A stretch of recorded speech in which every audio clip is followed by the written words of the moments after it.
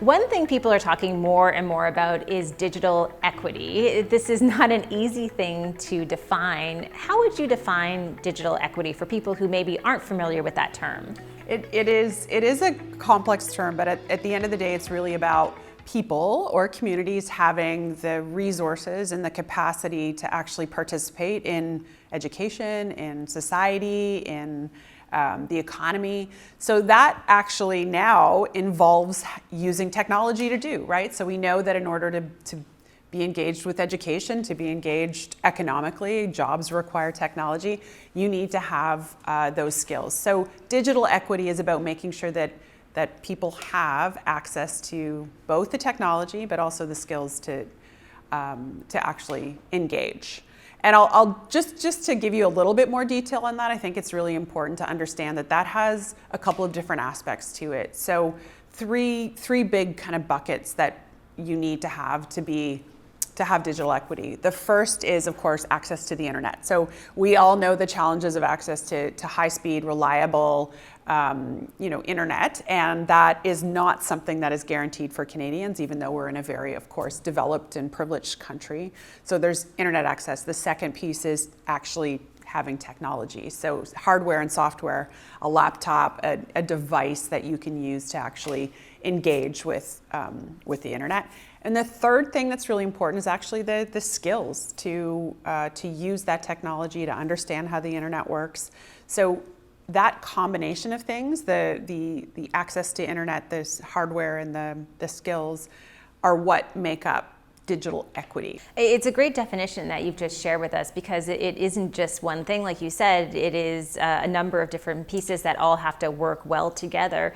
You touched on this a little bit, but how has the pandemic really changed when it comes to digital equity, the ability for people to have access to the internet, or maybe, like you said, the importance of that, because it has been raised in terms of the awareness factor when it comes to digital equity? We have literally tens of thousands of youth across the country that just didn't come back to school online.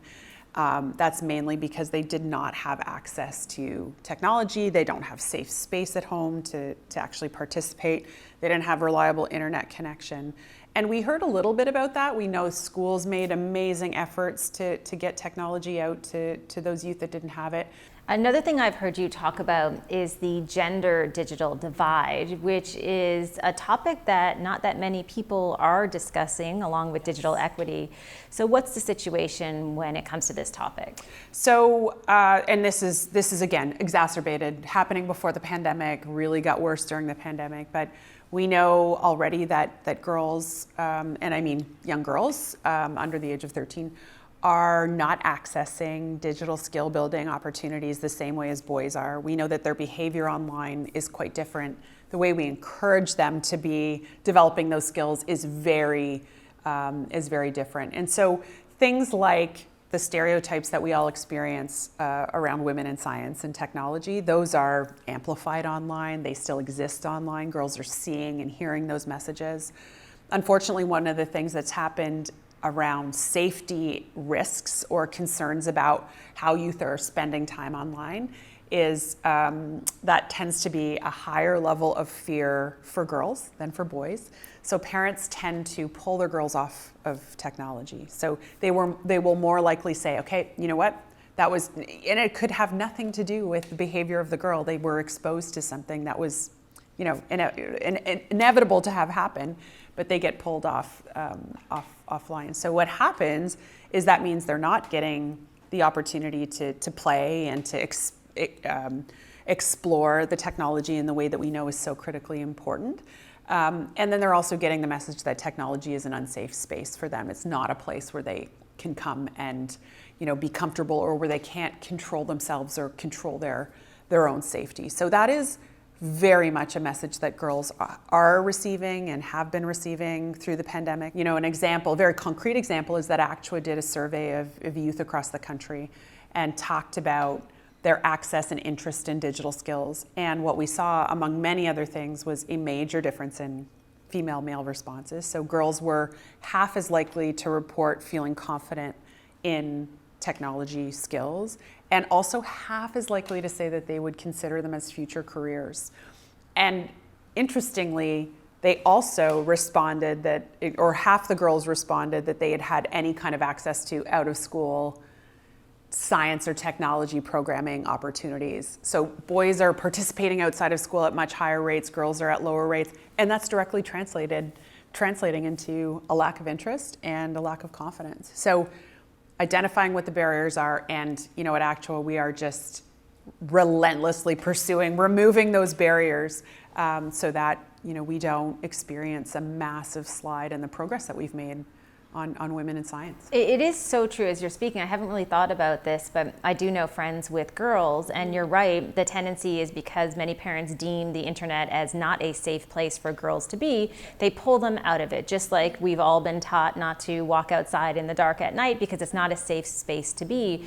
And there are consequences to that. Can you talk a little bit about the consequences, not only of this issue in terms of how girls and boys differ as far as their experience with technology, but also the digital divide in general? We will not get to the kind of economic prosperity that we're looking for without the full representation of Canadian voices at the table. So it makes sense it certainly makes sense from a workforce development perspective, right? We know you're facing major workforce shortages in areas that require tech skills. So leaving out half of our population makes no sense.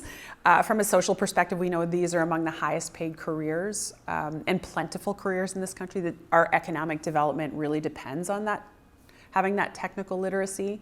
And then at the end of the day, we're just gonna have better products if we have diverse voices represented. So we're talking about girls and young women, but at Actual, we also make sure that Indigenous youth are being exposed to these topics, that we're working in partnership with Indigenous communities to, again, look at the digital divide that exists there, to bring their voices to the table. And at the end of the day, it just makes for better science, it makes for better technology. You and I have talked about this before, how are these biases, how is that divide baked into the technology that exists, right? Whether it's the AI systems that we're using, whether it's the way that technology has been designed primarily with white men in mind, and that is something most people aren't aware of, that we're living in a world primarily designed by men, and what the implications of that are. Knowing all of this, what can parents do if they have daughters at home and they want to ensure that they have the same access to technology as well as developing those digital skills? So that's a great question, and something that we spend a lot of time talking to parents about. So there's a couple of key things. One is that they are talking to their daughters about the importance of digital skills. So looking for opportunities for them to build those skills, to feel that they have what it takes to actually use technology, to be creative with technology. And that requires them to be looking for opportunities for their girls to really connect with other girls who are doing tech, to look for programs like Actua's outside of school where they can develop those skills. And then the second piece is, I think, almost more critical, and that is the conversation around barriers. And the long-standing narrative in this space of women in technology has been, how can women better fit into tech? Or how can girls how can girls maneuver themselves to actually be engaged with technology? And that is completely the wrong conversation to be having. We need to shift that to, what are the barriers that exist to girls and women engaging in this space? What is preventing them from flourishing and being part of the tech sector? And it's really critical that we have that conversation with our daughters to say, you know what, you're going to encounter and hear some messages that are really going to make you feel like you don't belong, or you feel like there's something wrong with you, or it's unsafe for you to be here. And we want you to know that in advance. We want to explore that with you when it happens, so that when girls see those messaging, it's so important that they don't just see it and say, right, I'm not good at tech, girls aren't good at tech, there's no space for girls in tech. If they've had a conversation with you or with someone that they trust who's kind of pre-warned them that there are barriers there, then they'll say, oh, right, yeah, I know this. I know that there are these structures in place that are really trying to push me out of technology, and they're untrue.